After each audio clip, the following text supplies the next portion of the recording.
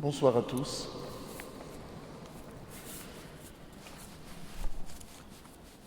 Madame, c'est un grand honneur pour nous, un honneur doublé d'une grande joie, de vous accueillir ici, dans cette cathédrale des Saint-Michel et Gudule de Bruxelles. Vous avez répondu très vite à l'invitation que nous vous adressions voici quelques mois. Une invitation donc à prendre la parole ce soir à l'occasion de la prochaine béatification par le pape dimanche ici à Bruxelles de la sœur carmélite Anne de Jésus.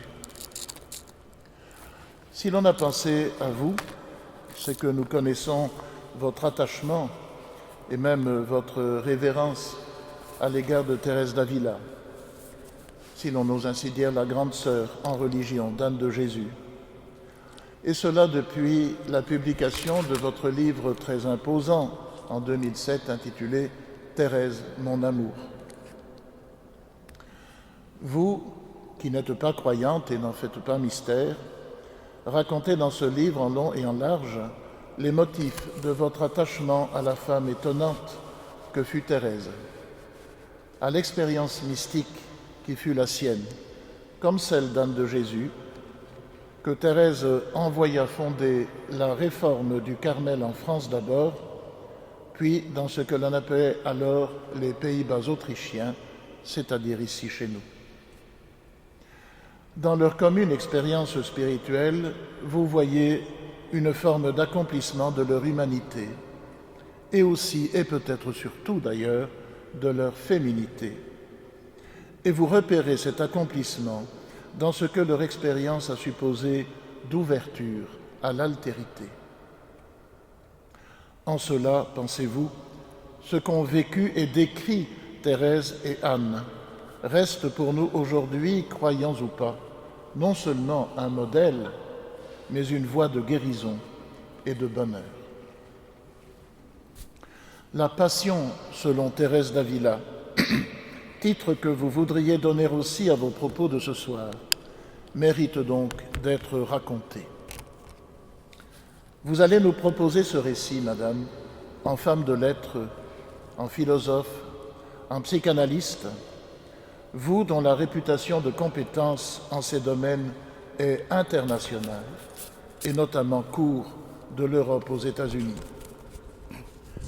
Bulgare d'origine, arrivée en France dans les années 60, vous avez été jusqu'à il y a peu l'épouse de Philippe Solers, cet écrivain et éditeur magnifique qui fit jusqu'à son récent décès la gloire de l'intelligentsia française. En plaisantant, votre fils, paraît-il, je me le suis laissé dire, dit quelquefois que vous êtes docteur honoris causa de toutes les universités du monde. Il exagère un peu, naturellement, mais peut-être pas tant que cela. Comme il exagère aussi lorsque, pensant que vous parlez trop, il vous appelle alors pour ce motif docteur honoris causette. Devant nous ce soir, Madame, vous ne parlerez pas trop.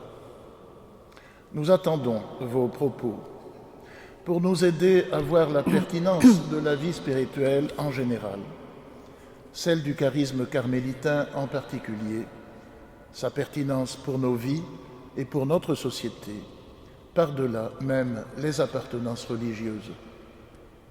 Vous pensez que le pape, que vous avez eu le bonheur de voir ce matin au château de Laeken, que le pape, en béatifiant la sœur Anne de Jésus, souhaite nous voir ajouter ce récit au nôtre, à ceux que nous faisons de nos existences, et vous pensez qu'il a raison.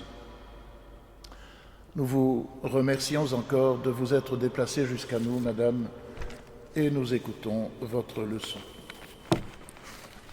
Merci beaucoup, monsieur.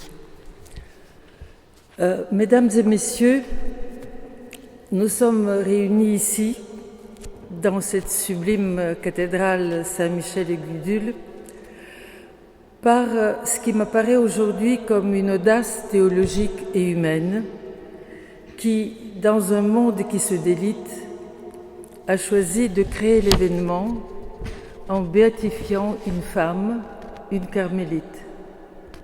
Pourquoi elle? Qui est-elle? Et qu'est-ce que le charisme carmélitain? Je vous remercie très sincèrement de votre présence ce soir, et tout particulièrement Monsieur le doyen Benoît Lobé pour l'invitation qu'il m'a adressée de prononcer une conférence à la veille de la béatification de Anne de Lobera, 1545-1621. Thérèse d'Avila la nomme Anne de Jésus et son ami Jean de la Croix lui dédie le commentaire du Cantique des Cantiques.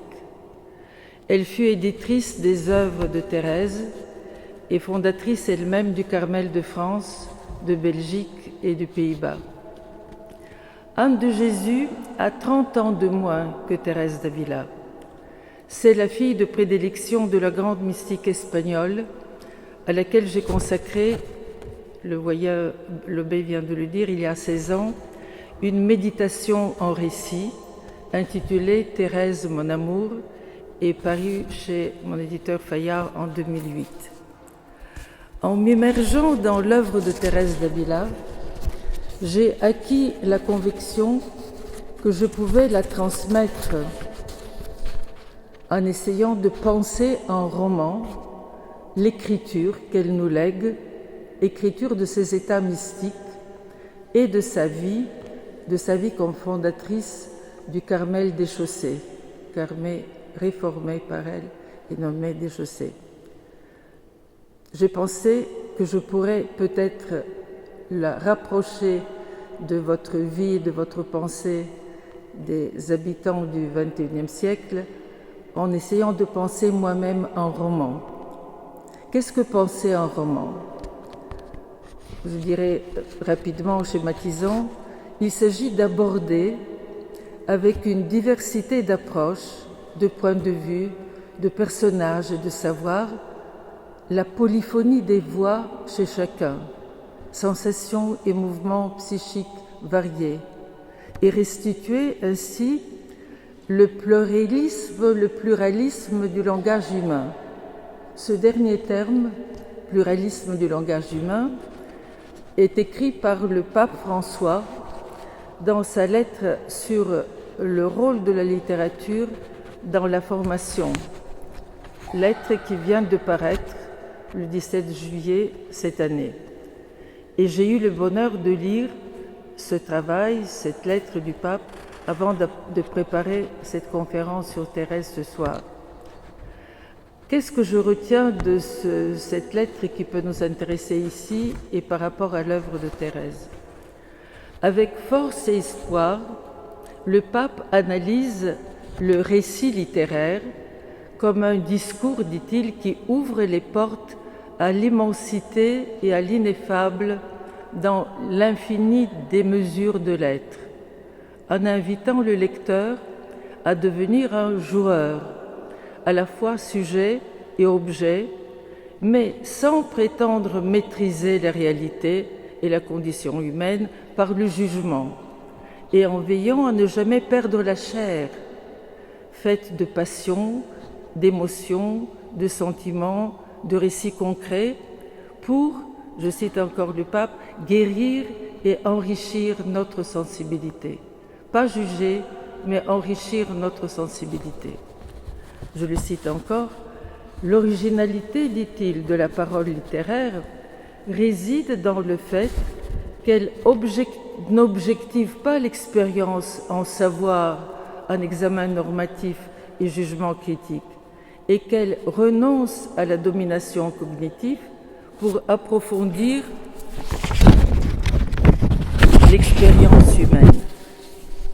Je serai donc de ceux qui, sans pouvoir juger et définir la richesse et le charisme de l'expérience cabarélitaine dans son ensemble, de me fixer ce soir avec vous sur l'expérience écrite par Thérèse d'Avila et sa transmission à ceux qui veulent la suivre. Je ne saurais pas résumer un livre de plus de 700 pages dans lequel une femme qui me représente Sylvia Leclerc, psychanalyste, psychothérapeute et critique littéraire, rencontre l'œuvre de cette mystique espagnole à un moment critique de sa propre vie et s'attache à son expérience si profondément qu'elle décide d'écrire un roman total sur la sainte. Ce roman total, je l'appelle donc Thérèse, mon amour. Et ce personnage qui me représente est une psychanalyste comme moi qui essaye d'entrer dans la vie intérieure et dans les extases de Thérèse. Il s'agit d'un texte qui retrouve l'ambition métaphysique et philosophique des romans des encyclopédistes français du XVIIIe siècle. Je pense à Voltaire, à Diderot et Rousseau. Sylvia Leclerc, alias donc Julia Kristeva, raconte la vie de la sainte en citant longuement les écrits de cette femme extraordinaire, car Thérèse était aussi et surtout pour moi un écrivain considérable et prolifique. Tout en y mêlant ses propres passions, cette Sylvia Leclerc donc moi-même, qui mêle ses propres passions de femme du XXe siècle et sa culture de psychanalyste freudienne et post-freudienne aux extases de Thérèse. Pourquoi cette rencontre étrange entre une sainte et une psychanalyste? Je ne vous dirai pas tout. Je vous rappellerai seulement qu'il est impossible de vivre aujourd'hui sans s'apercevoir que les heurts des religions ne sont pas étrangers aux problèmes économiques qui aggravent notre quotidien, comme vous le savez, et menacent actuellement la paix du monde, ces heurts de religion. Je vous avouerai aussi que je suis de ces écrivains intellectuels européens peut-être rares, persuadés qu'il existe une culture européenne dont nous ne sommes pas assez fiers et que c'est à partir d'une meilleure appropriation critique de cette culture, ou plutôt des cultures plurielles, que notre Europe pourrait jouer un jour un rôle décisif dans les différents conflits qui nous tracassent aujourd'hui, qui continuent de s'amorceler à l'horizon du temps. Il ne s'agit ni plus ni moins que de transvaluer les valeurs juives, chrétiennes, mais aussi musulmanes, et celles de la sécularisation également. Oui, le fil de la tradition a été coupé. C'est le sécularisme. Tocqueville et Hannah Arendt nous avaient prévenus depuis longtemps déjà. Et vous avez devant vous une femme qui se considère athée. Mon héroïne ne finit-elle pas son récit sur Thérèse en adressant une lettre à Denis Diderot qui, en son temps, fustigeait les abus de la religion, notamment dans son célèbre roman inachevé qui s'appelle La religieuse et que je vous recommande. Mais Diderot, ex-chanoine et écrivain philosophe des Lumières, qui fustigeait les abus de la religion, eh bien, lui, il pleurait en étant incapable de finir son histoire, car, délivrée des abus de la vie monastique, sa religieuse est jetée dans une vie privée de sens. J'ai la prétention de croire que la psychanalyse freudienne, qui interroge les mythes et l'histoire des religions, en même temps qu'elle ouvre les portes de la vie intérieure des êtres modernes, la psychanalyse freudienne donc est, à mon sens, et selon mon héroïne dans ce roman, la voie royale pour continuer à transvaluer, réévaluer, discuter, rénover, faire connaître, pour commencer, cette tradition qui nous précède et avec laquelle nous prétendons avoir coupé le fil. Quand je dis « nous », je pense à nous, les non-croyants, mais aussi souvent à un autre nous, le nous des croyants, qui bien souvent, me semble-t-il, sont aussi réduits à des éléments de religion, comme on dit des éléments de langage, en oubliant la complexité de l'expérience. La tradition n'est pas un ramassis ou une synthèse d'éléments de religion, des abstraits et des analyses rapides de cette expérience, c'est la complexité de l'expérience qui nous reste à rencontrer et réévaluer. La transvaluation que la psychanalyse recherche donc n'est guère abstraite, extérieure, savante, académique. Non, elle engage la mémoire affective singulière, le besoin de croire et le désir de savoir, autrement dit, l'intimité de chacune et de chacun. Et tandis que la psychanalyse invite ceux qui lui font confiance à raconter leur mémoire retrouvée dans les secrets du cabinet psychanalytique, la littérature, en particulier, et le pape vient de lui rendre hommage, en particulier le roman, pratique cette culture du temps retrouvé sur la place publique, dans les médias, dans les librairies. Et peut-être comme dans ce soir, où nous essayerons d'entrer par les échanges dans l'intimité d'une sainte.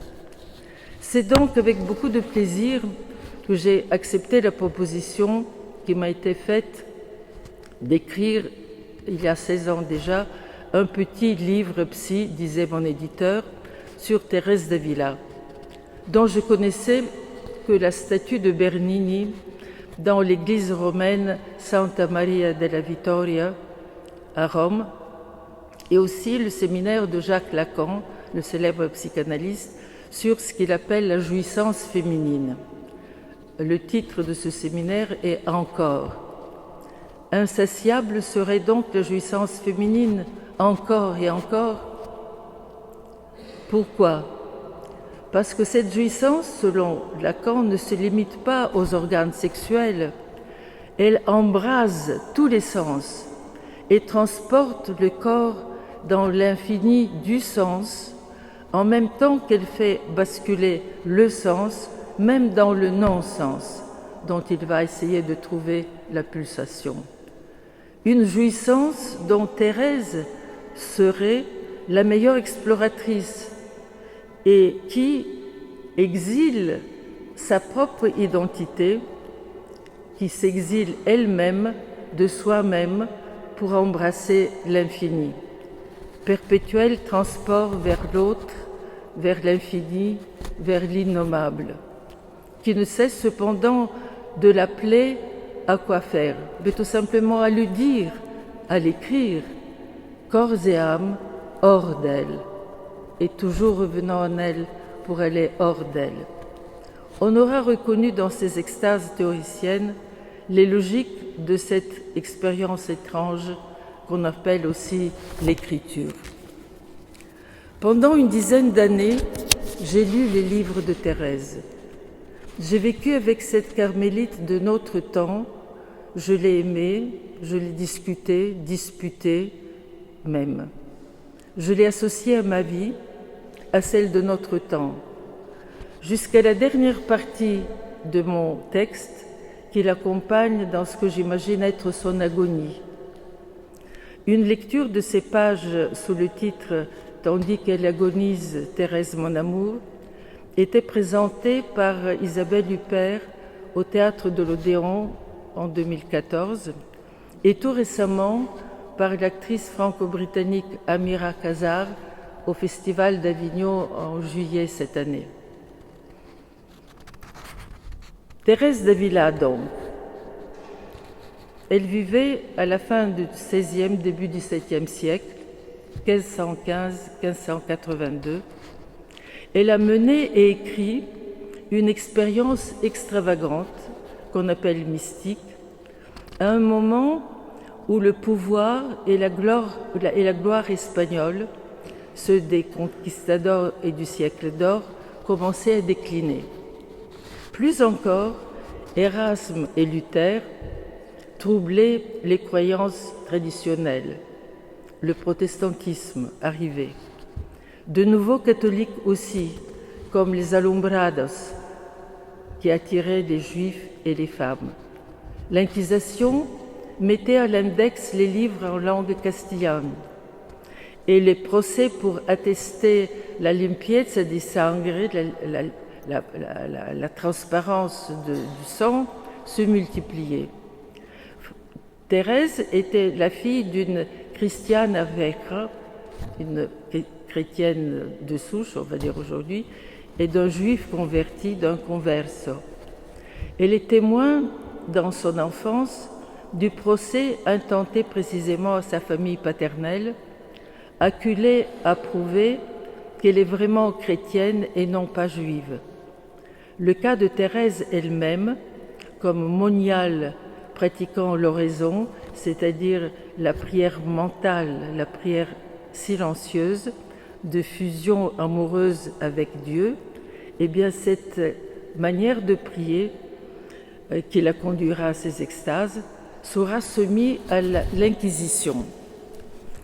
Heureusement, et grâce à la Réforme, on a découvert l'extraordinaire complexité de son expérience, ce qui l'a libérée de l'Inquisition, ainsi que son utilité pour une Église qui cherche, et cherchait à l'époque déjà, à marier l'ascétisme, revendiqué par les protestants, et l'intensité du naturel, propice à la foi populaire. Teresa de Cepeda y Ahumada, c'est son nom de famille, sera béatifiée en 1614, c'est-à-dire seulement 32 ans après sa mort, ce qui est assez rapide. Elle a été canonisée en 1622, devenue sainte 40 ans après sa mort, et elle deviendra en 1970, dans le prolongement du Concile de Vatican II, la première femme docteur de l'Église avec Catherine de Sienne. Sur un plan anthropologique, je vous propose de penser que la foi chrétienne s'appuie sur 3 piliers. Et vous m'excuserez de cette schématisation, ça me permettra de prendre de manière plus directe, face à face, avec nous ce soir, l'extase de Thérèse. Mais permettez-moi d'abord cette simplification concernant les 3 piliers de la foi chrétienne.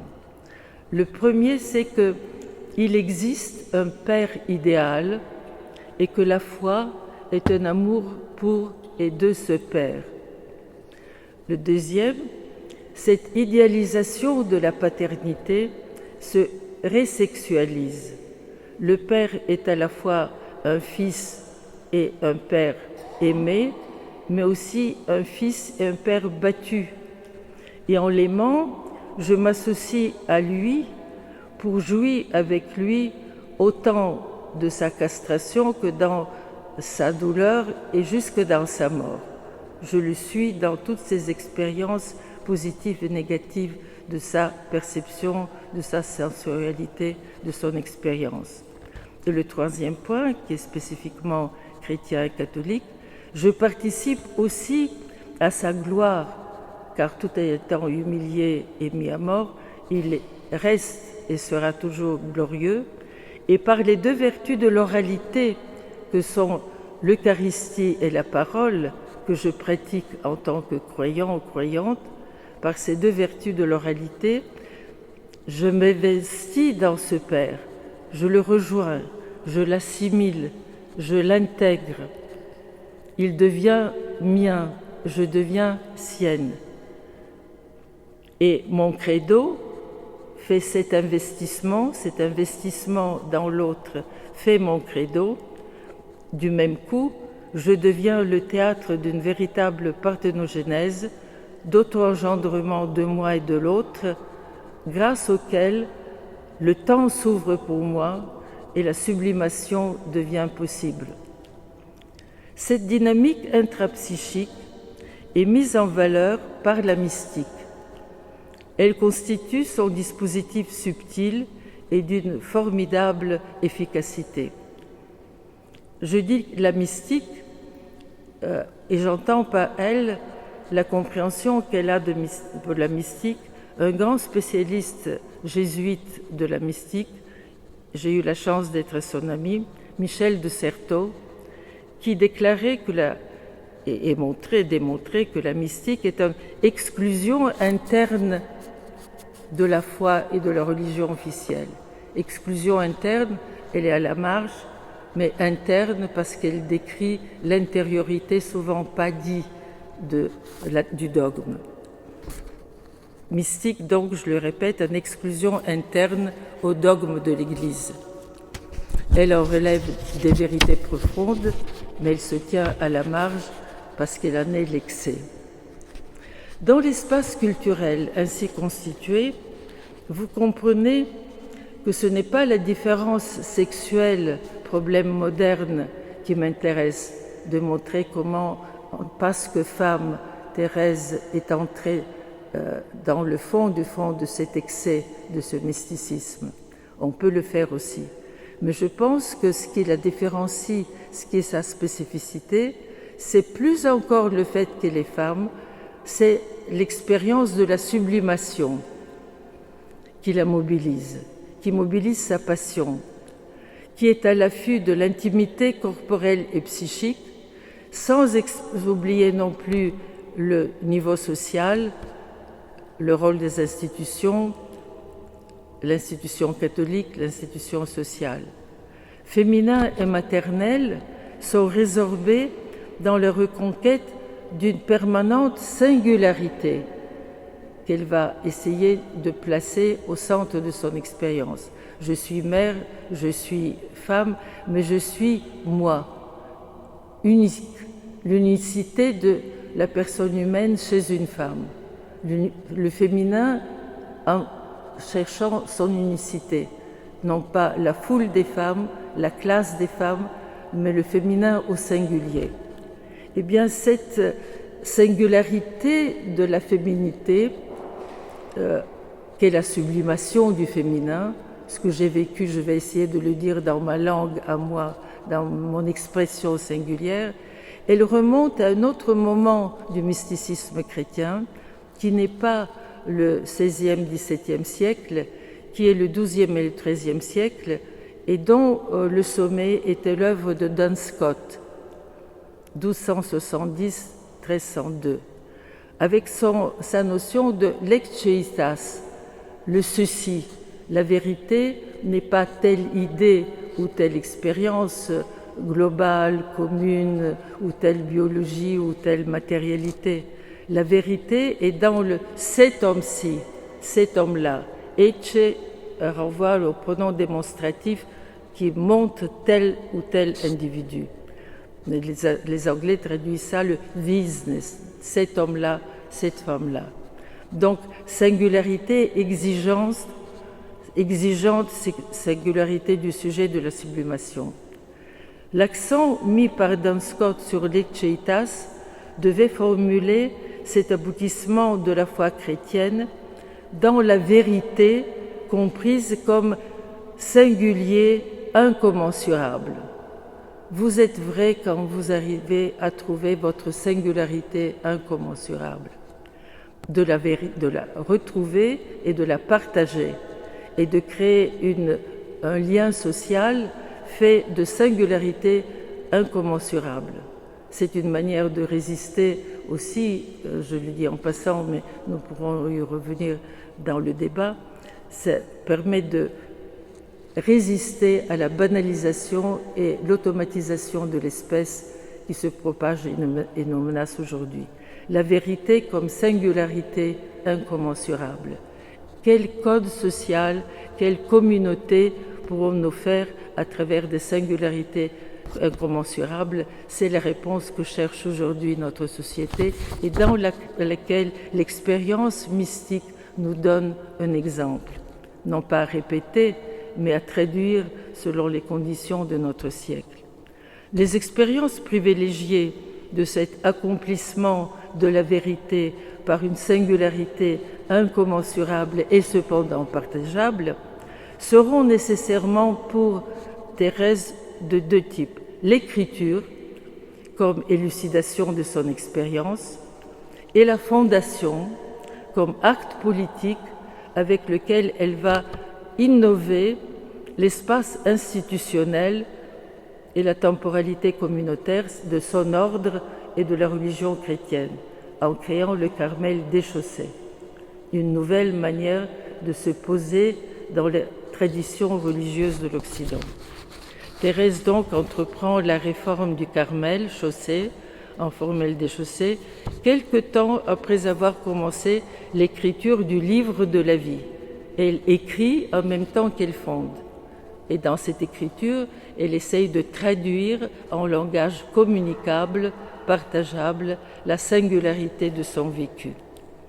Ce faisant, elle se montre à la fois comme quelqu'un qui est dur et qui a de l'autorité.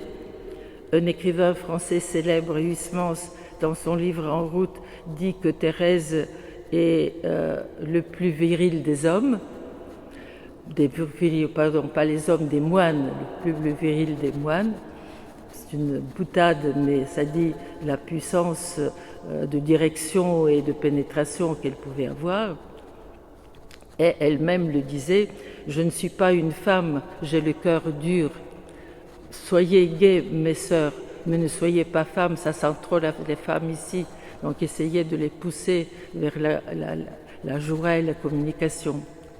Et en même temps, elle sera aussi un défenseur convaincu de la spécificité féminine. Ça ne l'empêche pas, tout en critiquant les femmes, d'être trop femmes et pas assez gaies, d'être convaincu qu'il y a une spécificité féminine, en affirmant par exemple que les femmes sont plus aptes que les hommes à pratiquer l'expérience spirituelle de l'oraison. Et en même temps, en disant ça, elle affrontait la hiérarchie de l'Église et de la royauté pour favoriser le monachisme féminin. Pour vous introduire dans l'œuvre de Thérèse avec quelques exemples et quelques détails, je m'arrêterai sur quelques aspects de ses visions et de son écriture. Donc, quelques visions de Thérèse.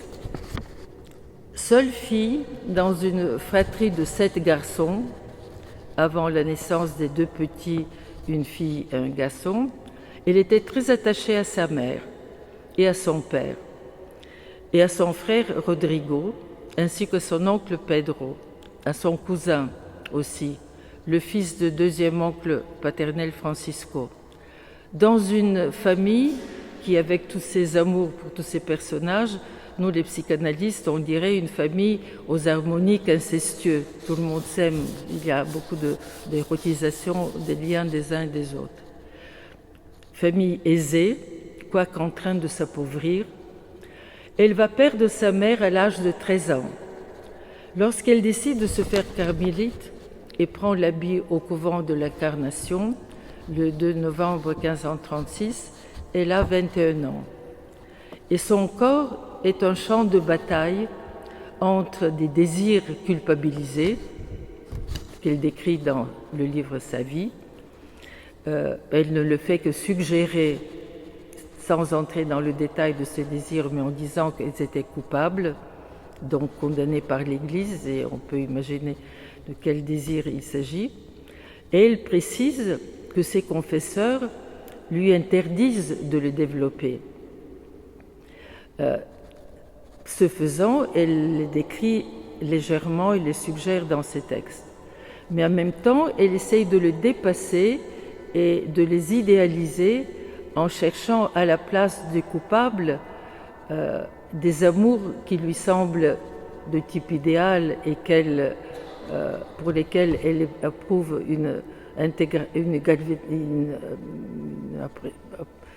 un enthousiasme intense, qu'elle va vouer à Marie, Mère Vierge, et à Joseph, Père symbolique.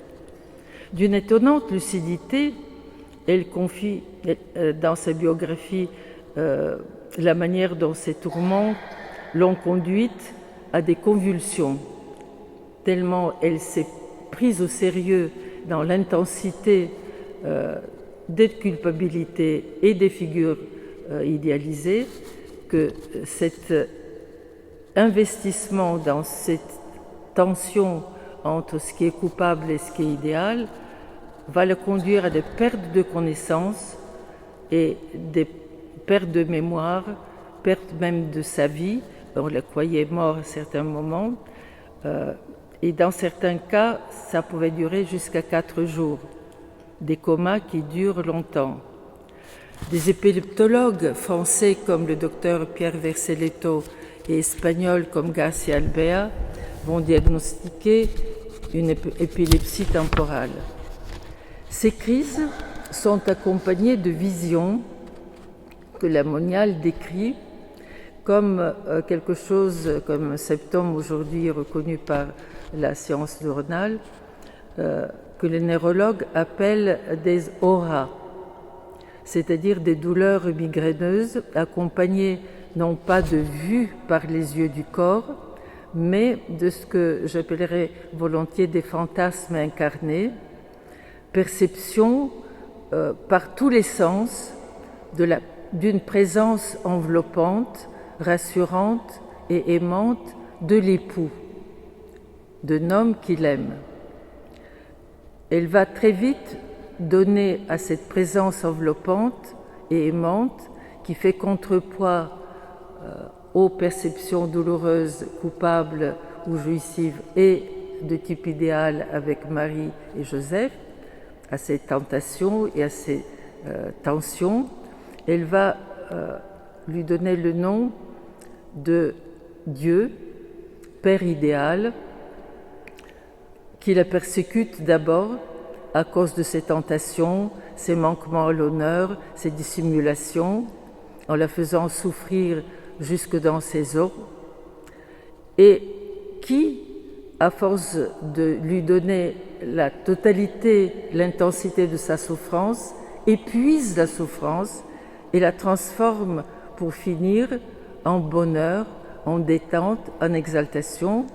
Et la cause de ces souffrances, qui est le Dieu qui la persécute, devient un Père aimant.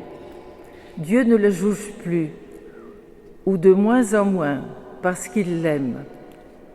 Il s'agira de l'homme de douleur lui-même, tel qu'elle a des douleurs lui aussi, tel que la moniale l'a vu aussi sous la forme d'une statue du Christ dans la cour du couvent. Homme martyrisé, Jésus avec sa souffrance, avec lequel elle est ravie de s'identifier. Ravie est bien le mot.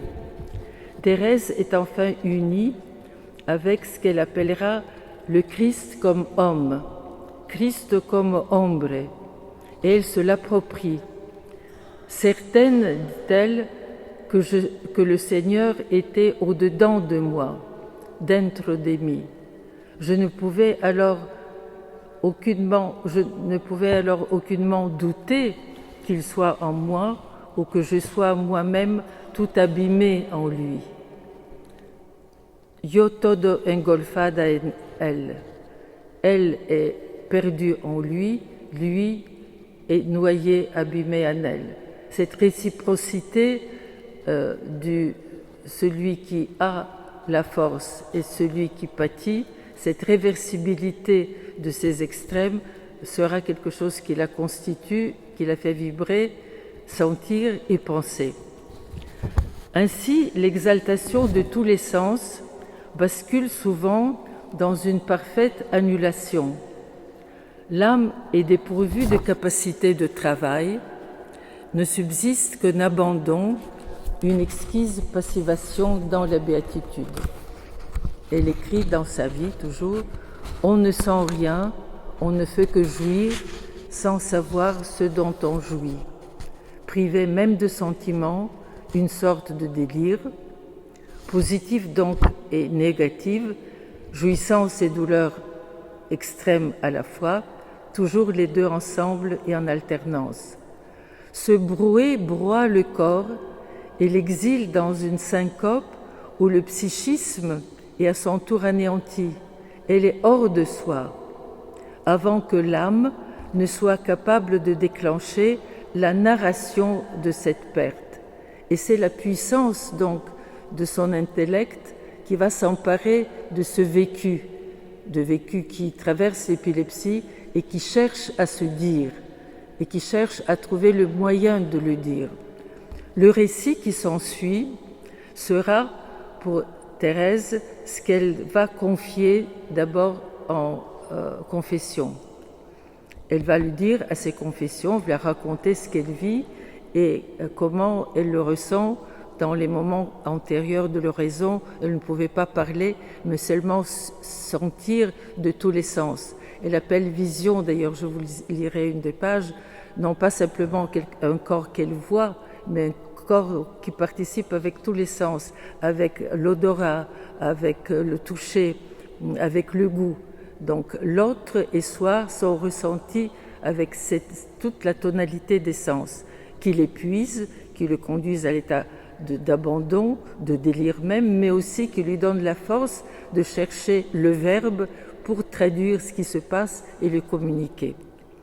Donc le récit qui s'ensuit est d'abord confié par Thérèse à ses confesseurs, qui sont d'abord affolés et séduits, avant qu'elle ne se mette à l'écrire, et que ce père dominicain et jésuite, d'ailleurs, comme de véritables thérapeutes, non seulement lui préconise de faire, mais l'autorise à le faire et l'encourage.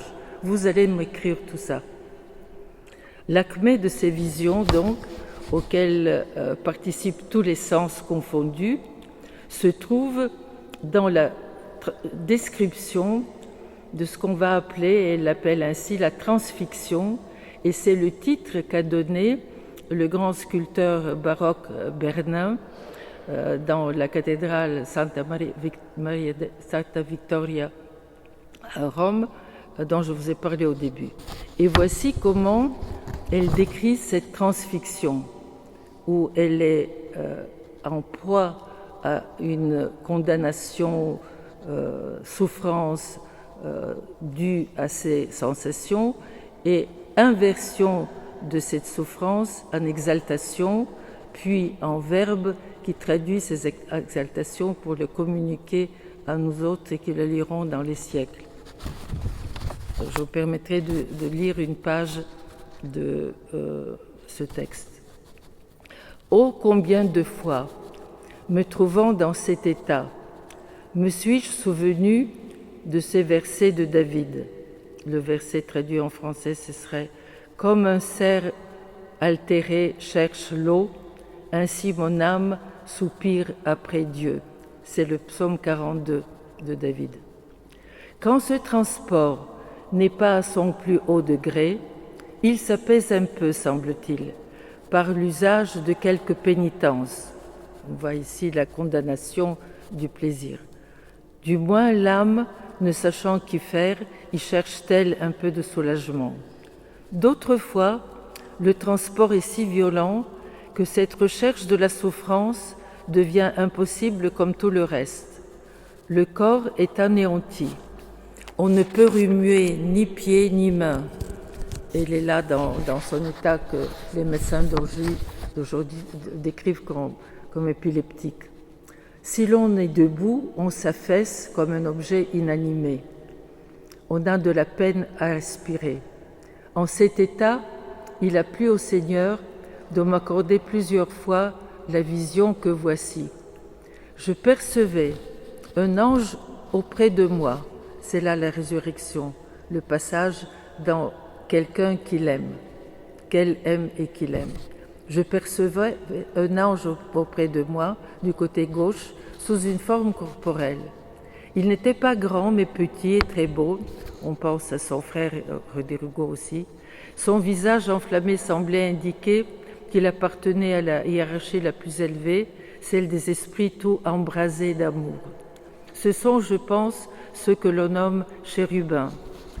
Je voyais entre les mains de l'ange un long dard qui était d'or et dont la pointe de fer portait à son extrémité un peu de feu. Parfois, il me semblait qu'il me passait ce dard au travers du corps, non du cœur, et l'enfonçait jusqu'aux entrailles. Quand il le retirait, on aurait dit que le fer les emportait, mes entrailles, avec lui, et je restais tout embrasé du plus grand amour de Dieu. La douleur était si intense qu'elle me faisait pousser ces faibles petites plaintes dont j'ai parlé tout à l'heure. Mais en même temps, la douceur causée par cette indicible douleur si excessive qu'on n'aurait gardé que l'appel de la faim, et l'âme ne peut se contenter de rien de soi que de Dieu lui-même. Cette souffrance n'est pas corporelle, mais spirituelle.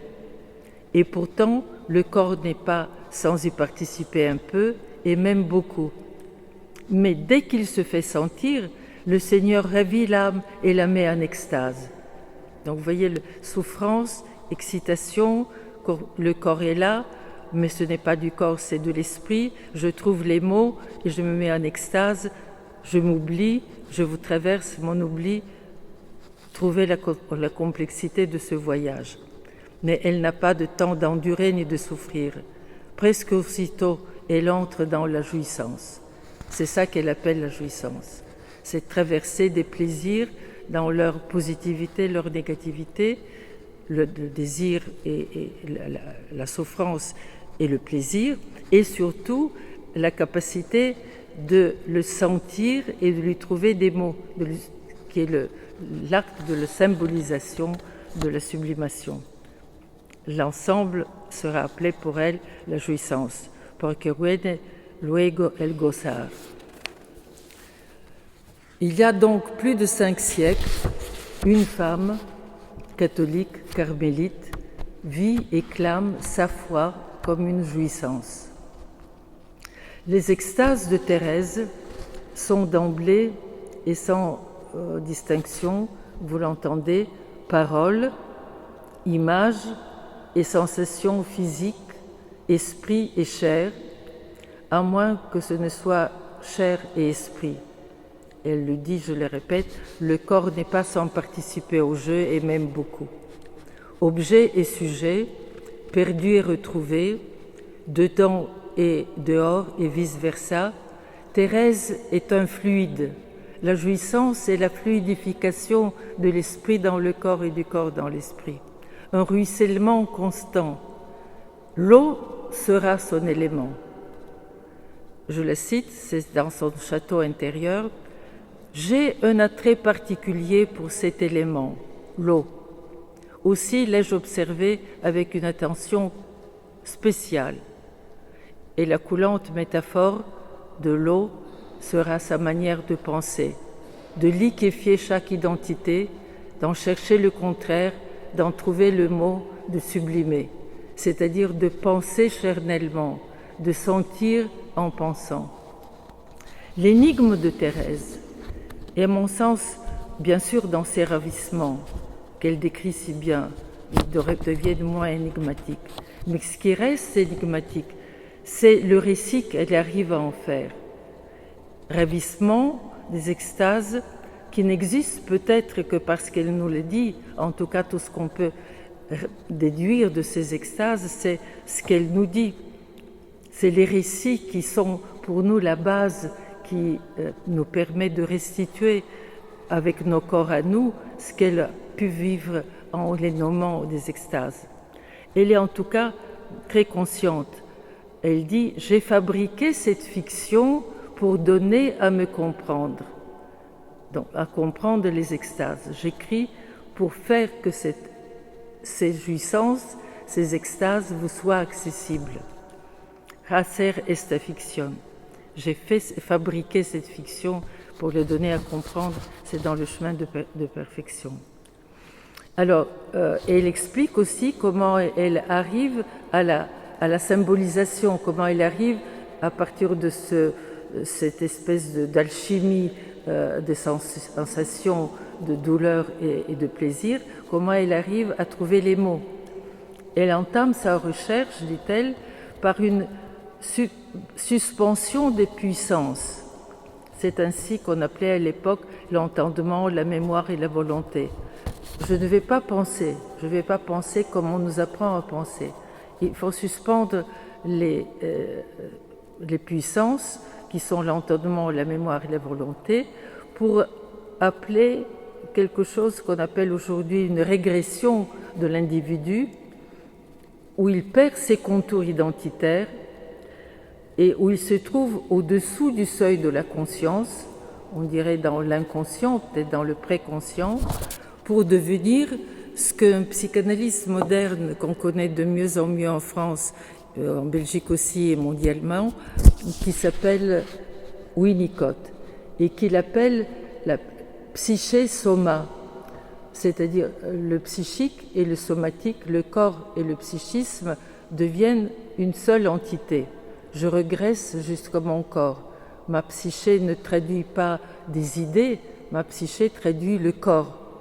Et les idées viennent si j'arrive à traverser ce psyché soma.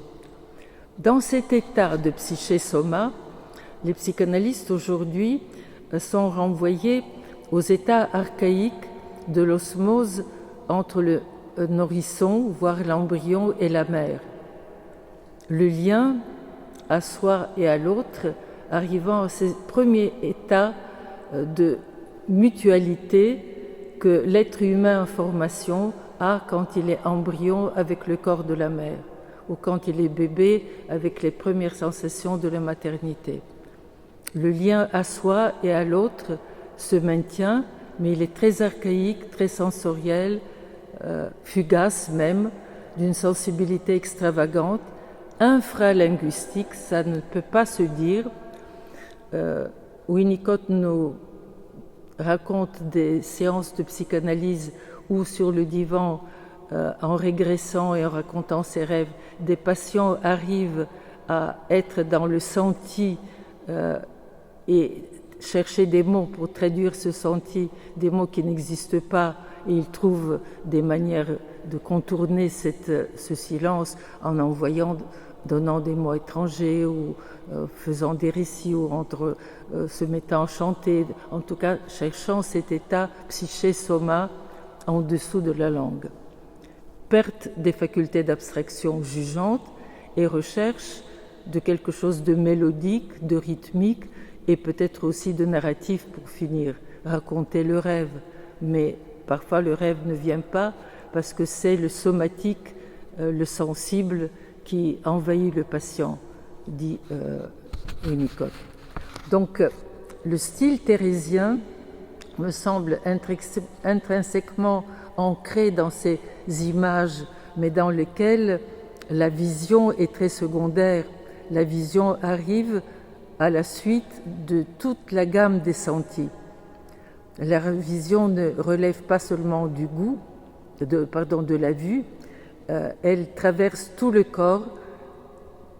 Le psyché-soma, telle vision, touche au toucher, au goût, à l'ouïe et finalement transite ou aboutissent au regard, mais ne sont nullement épuisés par le regard. Ce n'est pas de l'écran, ce n'est pas du visible, c'est toute la vibration sensorielle, c'est le mot chair qui conviendrait davantage.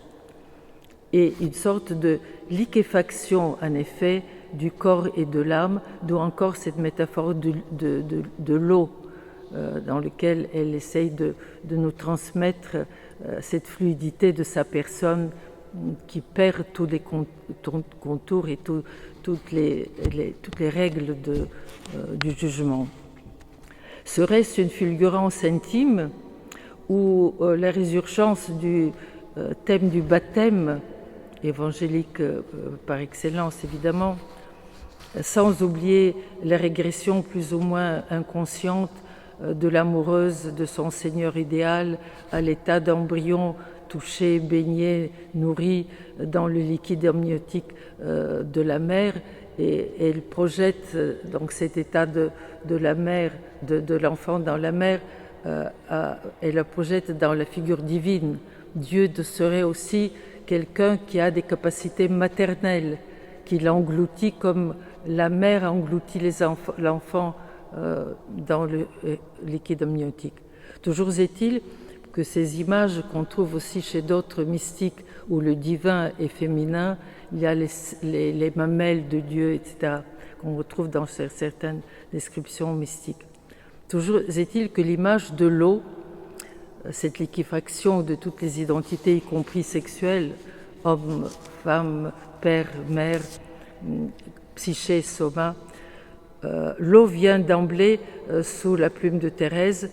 L'homme est mon élément, l'eau est mon élément, dit-elle. Elle prétend se réfugier, malgré tout, dans la condition féminine qu'elle revendique tout en s'en servant comme d'une explication, une protection, pour dire que c'est parce qu'elle est femme qu'elle est inapte au langage spirituel des théologiens et emploie ces descriptions sensorielles régressives de bébé noyé dans sa mère pour se faire excuser en quelque sorte de cette récréation qui serait, dit-elle, mon recours à la comparaison de fluides, d'eau, etc.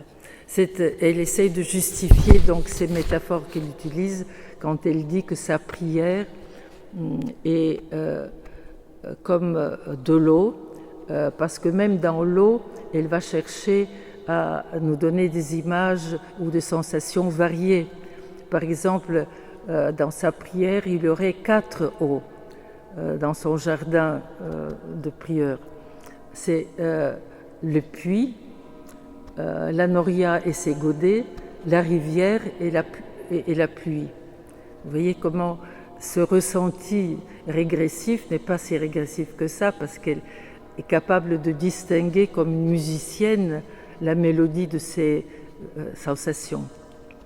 À suivre ces textes, je saisis que l'eau signifie pour la moniale le lien de l'âme au divin, lien amoureux qui met en contact la terre sèche du jardin thérésien avec Jésus, figure du contact mutuel de Dieu le Créateur avec la créature.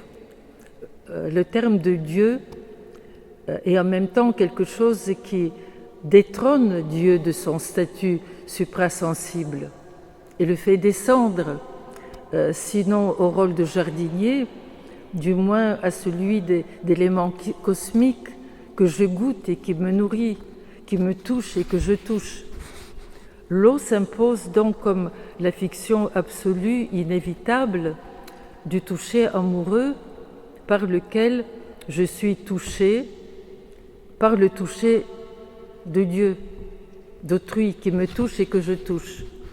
L'eau, fiction de transvasement entre l'être autre et mon innommable intimité qui me fuit elle aussi si je régresse.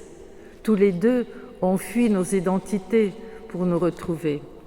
Entre le ciel et le corps, ou pourquoi ne pas le dire, le vagin, le milieu extérieur et l'organe intérieur. Alors, je laisse ici l'écoute que l'analyste peut donner à partir de son écoute du divan concernant ces états de régression amoureuse qui m'arrachent pour que je vous parle de ma divinité comme être singulier à travers mes sensations les plus intimes, pour vous placer dans le niveau de sublimation, là où elle va chercher des mots pour dire ces vibrations. Et celui qui me vient à la rescousse, c'est Baudelaire, qui s'intéressait au cerveau du poète dans ses paradis artificiels. Le cerveau du poète, dit-il, qui se compare à un arbre.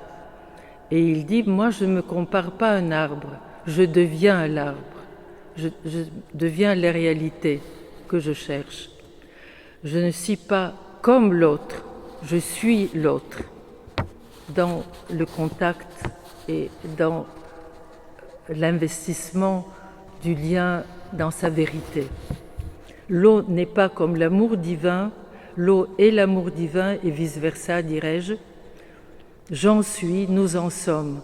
Moi, vous, Dieu lui-même, telle est l'essence de l'image thérésienne de l'eau, qui nous déplace de la stylistique pour nous confronter au toucher du psyché soma que l'analyste trouve dans certains moments de grâce de la séance psychanalytique et que l'écrivaine Thérèse essaye de transmettre.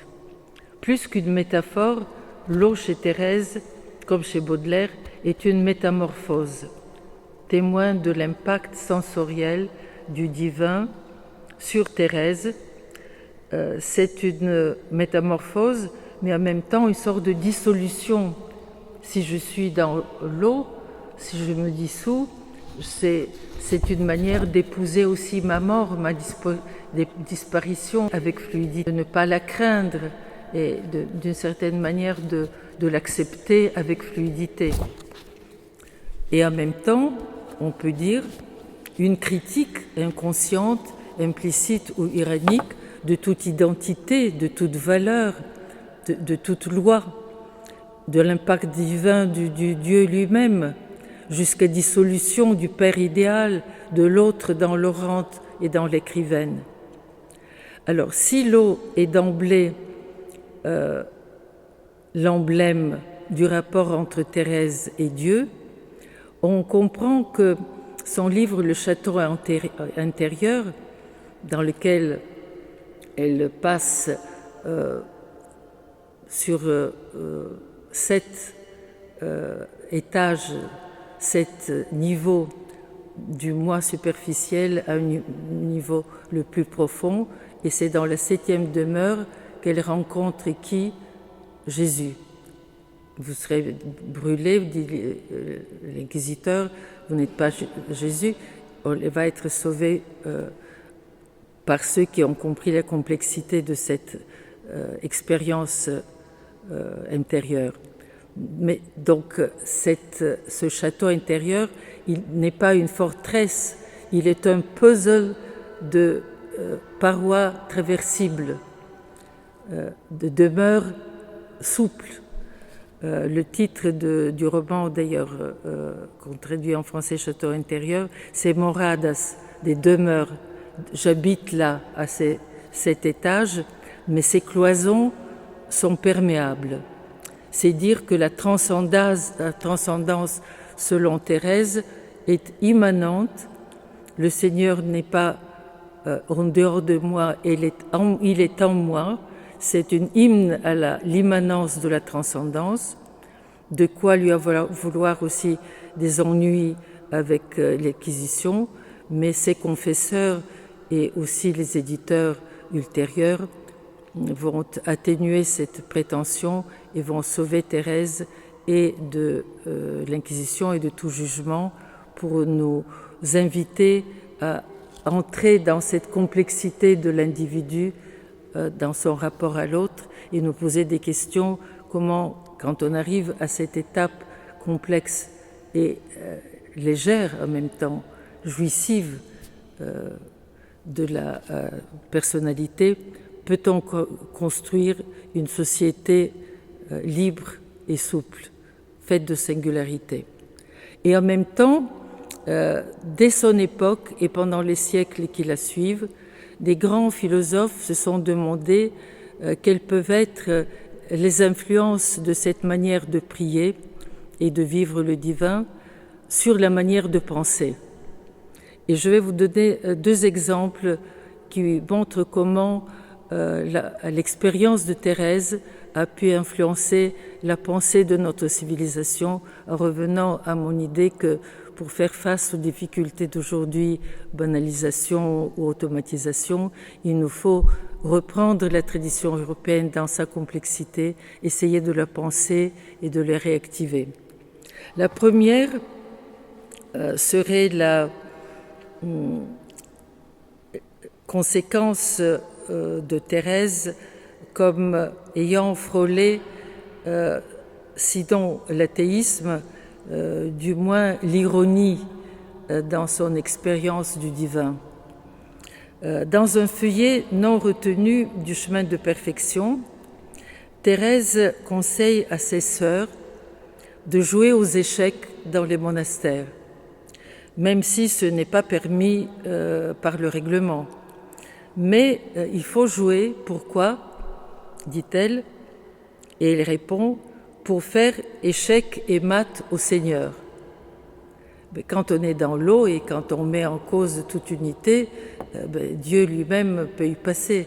Mais elle le dit avec humour et en même temps en gardant aussi cette possibilité, pourquoi pas, d'une impertinence aussi qui résonne pour moi avec la célèbre formule de Maître Eckhart, qui appartenait aussi, comme Duns Scott, à une période antérieure de la mystique thérésienne du XVIIe siècle, qui était beaucoup avant elle.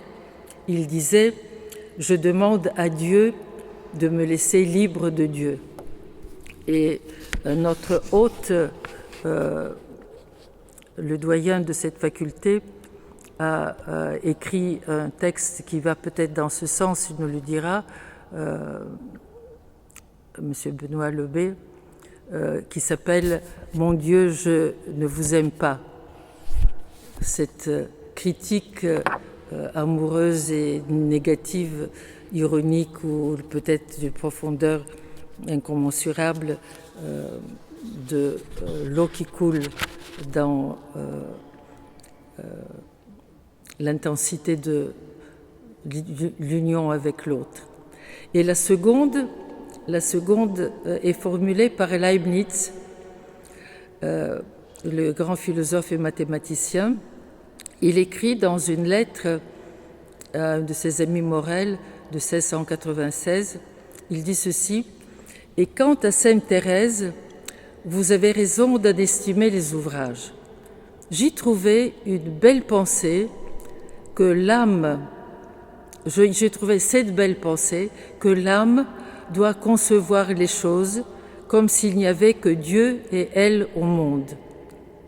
Ce qui donne donc Dieu, l'infini, et elle, une petite monade toute seule avec l'infini.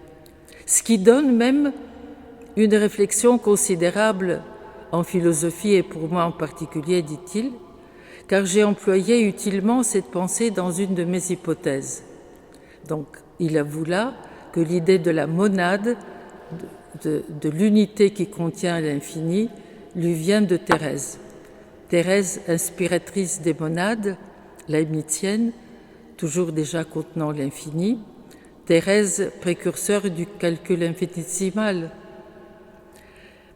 Écrire, cet acte de langage amoureux, au carrefour du sens et du sensible, et quelle qu'en soit la modestie, et aujourd'hui encore sera toujours une expérience qui n'ignore pas ses ravissements et ses extases. À ces extrêmes, Thérèse est d'autres contemporaines.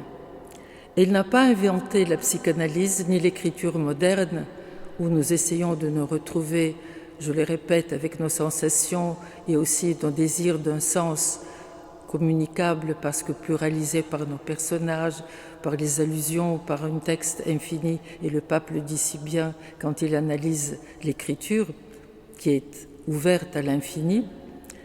Elle n'a pas inventé la psychanalyse ni l'écriture moderne, mais 5 siècles avant nous, elle a élucidé cette étrange expérience qu'est la pensée aux frontières du sens et du sensible, corps et âme ensemble, pour moi les secrets de l'écriture, mais aussi l'invitation d'insuffler dans les moments les plus banals ou les meilleurs de notre vie sociale des accents d'écriture, des pulsations de narration, de sublimation. Après avoir assisté, par conséquent, je reviens à mon livre sur Thérèse, et je voudrais finir là-dessus. Après avoir insisté à un débat sur les femmes voilées, qui l'a rendu très pessimiste quant à la liberté des femmes dans les temps qui viennent, le personnage qui me représente dans ce livre, la psychothérapeute Sylvia Leclerc, adresse à Thérèse une lettre d'amour.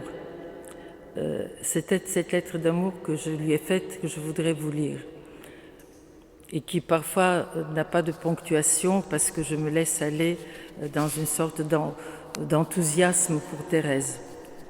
Je vous salue, Thérèse, femme sans frontières, corps physique, érotique, hystérique, épileptique, qui se fait verbe, qui se fait chair, qui se défait en soi, hors de soi, flot d'images sans tableau, tumulte de paroles, cascade d'éclosions, 1000 langues sous langues, nuit et lumière, trop de corps et sans corps, hors matière, matrice vide, béante, palpitante, pour l'aimer toujours présent, sans jamais être là. Mais y a-t-il être ou être? Il en elle en lui, senti, pressenti, plus senti du tout, sensation sans perception, d'art ou cristal, transpercée ou transparente, Telle est la question. Transverbération plutôt, et encore inondation. La madre est le plus viril des moines, la plus adroite des meneurs d'âme, un jumeau du Christ, elle et lui et elle. La vérité, c'est moi, c'est lui au fond intime de moi. Moi, Thérèse, parano réussi, Dieu c'est moi, et alors, qu'est-ce? Un festin pour nous, allons-y. Qui fait mieux? Certainement pas Freud, trop sérieux ce viennois, triste peut-être. La femme trouve plus facilement les langues pour dire ça. Ça quoi? Mais elle, voyons, elle hors d'elle, évidemment, ses idées froides et de délices. Le petit papillon expire avec une indélébile joie, car Jésus est devenu lui, c'est-à-dire elle. Jésus tremblant, Jésus papillon, Jésus femme. Je connais une personne qui, sans être poète, compose aussitôt des poèmes, des romans, qui sont des poèmes, avec quelque chose de plus, des mouvements en plus. Vraiment, je me demande si c'est moi, Thérèse, qui parle. Le chemin, c'est la souffrance, le néant de tout, ce tout qui n'est rien. Faites ce qui est en vous, mais en allégresse, soyez gaies, mes filles. Depuis 20 ans, j'ai des vomissements. Tous les matins, maintenant, c'est le soir, et ça vient plus difficilement. Je suis obligée de les provoquer à l'aide d'une plume ou autre chose, tel un bébé, ou si vous préférez, une bébé à la mamelle de l'autre. Mariage mystique ou bien mariage spirituel. Ce petit Jean de la Croix y voit une différence. Moi, à peine. C'est l'envers et l'endroit plutôt. Cantique des cantiques, comme toujours et encore. Elle chante faux, mais écrit juste et ne cesse de fonder des couvents. Ses filles, son église, sa gestation à elle, son jeu, un jeu d'échecs. Il est permis de jouer, oui, oui, même dans les monastères, surtout dans les monastères. Dieu nous aime joueuses, mes filles, croyez-moi. Jésus aimait les femmes. Pourquoi cet effroi à l'égard d'elles, chez les docteurs? Oui, échec et mat à Dieu aussi. Oui, Thérèse ou Molly Bloom. Enfin, je ne sens plus rien. Je me coule dans l'eau du jardin. On s'écoule. On ne fait que jouir. Les âmes qui aiment voient jusqu'aux atomes. Mais oui, pour l'âme, tout est oui. Elle voit jusqu'aux atomes infinis, Thérèse, qui sont des atomes amoureux. Les philosophes ne s'en doutent pas. Ils deviennent lettrés. Ils redoutent vos sensations. Les meilleurs se font mathématiciens. Ils apprivoisent l'infini. Et pourtant, c'est aussi simple que ça. Mais oui, métaphore transformée en métamorphose, à moins que ce ne soit le contraire. Mais oui, Thérèse, oui, ma sœur, invisible, extatique, hors de vous en vous, hors de moi en moi. Thérèse, mon amour, oui. La doublure de cette passion sublimatoire, après mon enthousiasme, je dois vous avouer aussi que j'ai une remarque de psy que je reste si je peux, sublime en rusque, sublime en jouissance et sublime en lucidité. Thérèse est bien, vous l'avez entendu, sublime en souffrance. Les modernes que nous sommes prétendent en sortir. Mais est-ce si sûr? Et à quel prix? Sans succomber à la douleur, ni la fuir, Thérèse nous apprend à sublimer la souffrance, à la sublimer en écriture et en fondation. Thérèse de Jésus a transmis cette expérience à Anne de Jésus, qui l'a portée sur les terres de l'actuelle Belgique. Pensons maintenant à elle, après avoir fréquenté ce soir avec l'attention que vous avez bien voulu porter à ma lecture. Pensons à Anne de Jésus qui, dans les moments où nous en parlons, est en train d'accéder au rang de bienheureuse sur les pas de Thérèse. Et je cite ici Jean de la Croix qui les a connues toutes les deux, elle, Anne, égalée pour les dons spirituels, Thérèse, mais elle a dépassé pour les dons naturels.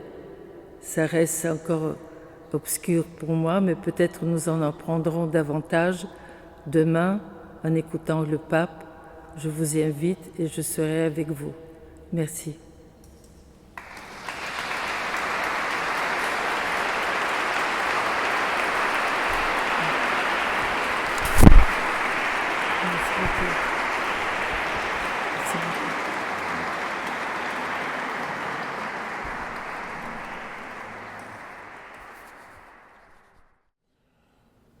Première question, je vous la livre. Si son expérience est à ce point personnelle et liée à sa personnalité si particulière, comment la prendre comme première de cordée, sans hypocrisie ou imitation naïve?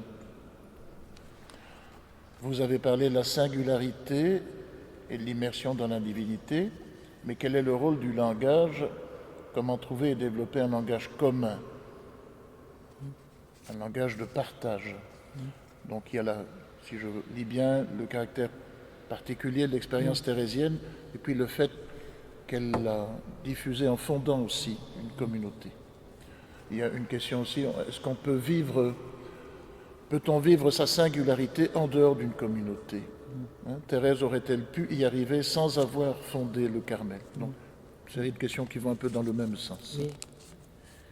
Oui, il est vrai qu'en donnant l'exemple de Thérèse comme incarnation, si on peut dire, comme représentante de la singularité, et en vous parlant de son épilepsie, vous pouvez avoir l'impression que une femme avec cette fragilité ne peut pas être première de cordée. Mais il s'agit des états auxquels elle succombe par moment et qui sont des éléments, des composants de sa personnalité. Autrement dit, qui existent parce qu'elle est d'une hypersensibilité sensorielle qui, à certains cas, dans certaines situations, peuvent donner lieu à des symptômes pathologiques, mais qui sont, ces symptômes pathologiques sont mineurs en ce sens qu'ils ne sont pas fréquents et n'envahissent pas les autres capacités de sa personne. La capacité de lire, la capacité d'aimer, la capacité de repérer les institutions et les contraintes sociales, d'adopter des valeurs, etc. Mais lui permet de les aborder avec participation et distance. Autrement dit, sa maladie, enfin ses excès ne sont pas des maladies qui ne s'installent pas pour l'empêcher de mener une vie sociale. Sa famille a probablement exacerbé cette hypersensualité en lui donnant des occasions de montrer ses capacités provocatrices et sa violence passionnelle. Il y a l'exemple qu'on donne souvent et tout le monde parmi ceux qui ont lu son livre se rappelle de cette histoire. Ils ont fait une fugue avec Rodrigo, son frère, et on les a fini par les rattraper. Comme beaucoup de jeunes font des fugues et sans être des fuyards pathologiques. Les parents les ramènent et puis ça se termine là. Et puis on les a ramenés et on s'est dit mais qu'est-ce que vous allez faire? Ils voulaient se faire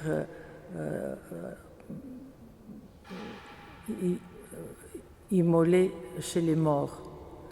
Donc dès ce moment-là, la fugue était colorée déjà avec les problèmes de heurts de religion, guerre de confrontation avec les autres, se battre contre les envahisseurs, mais en même temps mourir pour la bonne cause.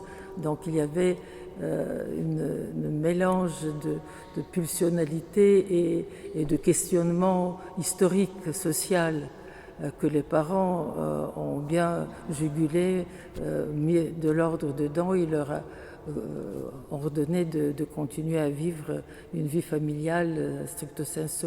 La mère était une grande amoureuse des romans courtois, de quoi insuffler la question de l'amour entre les sexes, si on peut dire, mais en tout cas filial et familial, et l'acte amoureux comme un des idéaux qui mérite d'être écrit et qui a été peut-être exacerbé, existant dans sa valeur parce qu'il a été écrit. Donc il était formé par toute cette trame historique d'Espagne à la fin du siècle d'or, pour lesquelles elle avait toutes les capacités intellectuelles aussi pour les emmagasiner et chercher une réaction personnelle. Et cette réaction personnelle a échappé aux méfaits des tentations épileptiques et a donné lieu à des expériences très extrêmes de l'amour et de la culpabilité. Ce qui est très significatif aussi, c'est son amour pour son père. On donne comme exemple les épileptologues qui essayent de comprendre ces états extrêmes. On notait combien, au bout de 4 jours où on la donnait morte, quand son père arrivait, il se réveillait. Donc les preuves pathogènes n'avaient pas détruit ses capacités nerveuses. Il y avait une excitabilité qui donnait des symptômes, mais qui ne durait pas. Donc tout ça pour dire qu'il ne faut pas s'effrayer par ces remarques-là, mais constater simplement le côté extraordinaire de cette personnalité, qui était extraordinaire jusqu'à ses états pathologiques, mais extraordinaire aussi dans les capacités d'en trouver des termes, d'en trouver du langage, et aussi de s'intéresser à ce qui l'intéresse autour d'elle, l'histoire de sa famille, les procès tentés à son père leur ont rendu sensible au qu'en dira-t-on, au pouvoir de ces temps, aux gens qui nous dirigent, comment à la fois les reconnaître et essayer de les transformer eux-mêmes, d'introduire un peu d'eau dans les rouages de la machine sexuelle et sociale, etc. Donc, toutes ces composantes ont donné lieu à une extraordinaire singularité qu'est la personne de Thérèse, qui était déjà formatée par sa biologie, par sa famille, par son époque, et qui, d'ailleurs, par la valeur pédagogique et thérapeutique de ses confesseurs, a été amenée non pas à se plaindre de ces états qui ne trouvaient pas de place dans le Carmel ordinaire, mais de la pousser à élaborer sa pensée et à lui donner même une existence politique par la création d'un nouveau Carmel. Donc ils ont joué aussi, eux, les confesseurs dominicains et jésuites, dans la formation de Thérèse.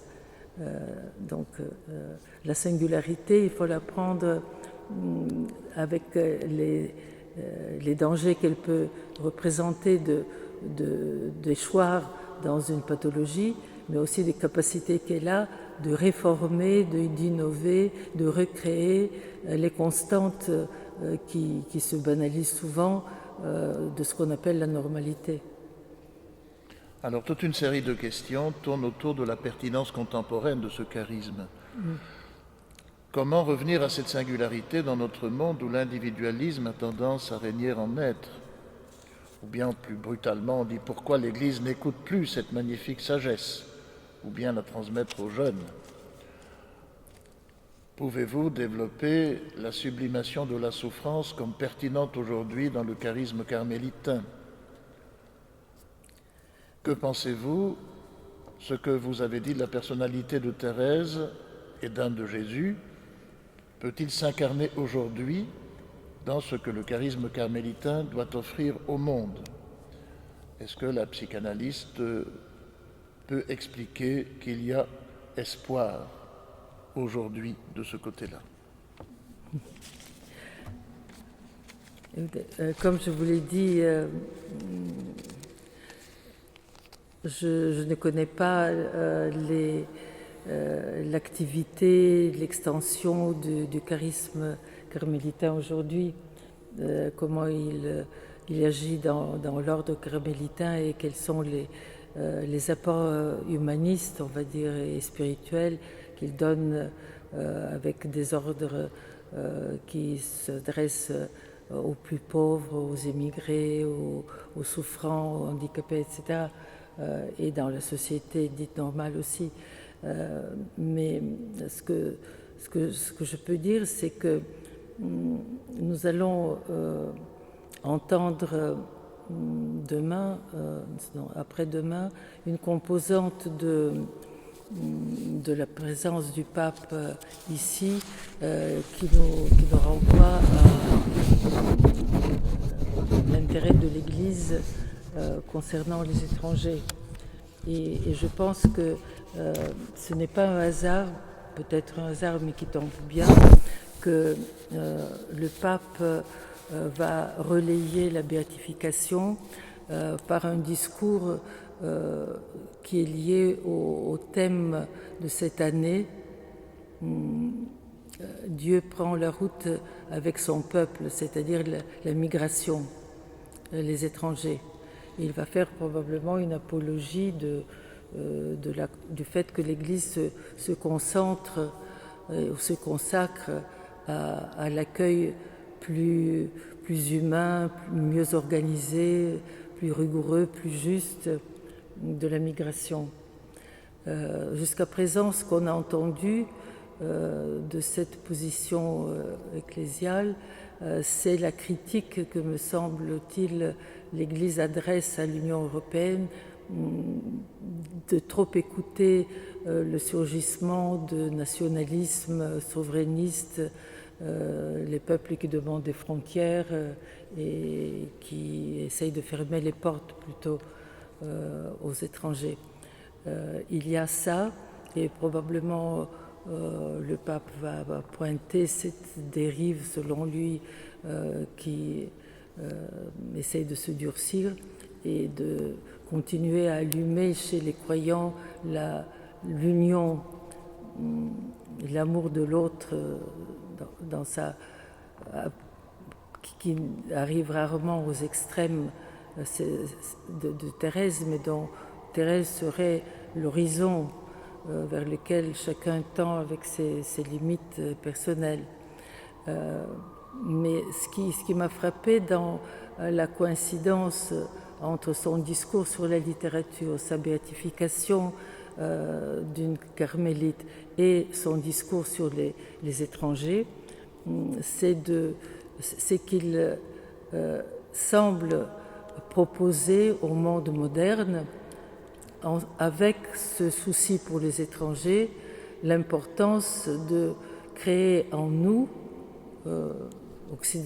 gens de l'Occident héritiers de la tradition gréco-judéo-chrétienne, qui pensent qu'il n'y a pas de moi sans autre et que j'existe comme singularité aux yeux des autres et avec les autres, de nourrir cette altérité en développant sur le plan politique l'intérêt pour les étrangers et améliorer cet accueil, et en même temps, de notre côté, de nous tourner vers des moments de notre histoire et de notre culture qui nous poussent à développer notre singularité aimante, ouverte à l'autrui.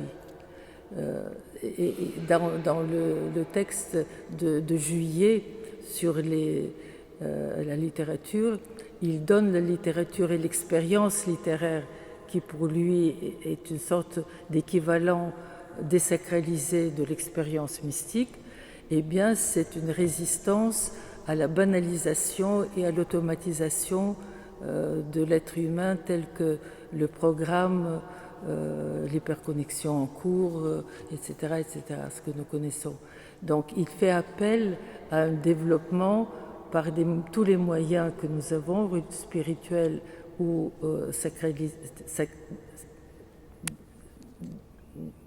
désacralisés, sécularisés, de développer cette expérience intérieure dont nous donnent des exemples paroxystiques Thérèse et Anne de Jésus, de trouver notre traduction adaptée aux moyens de communication actuels et à l'évolution de nos mentalités.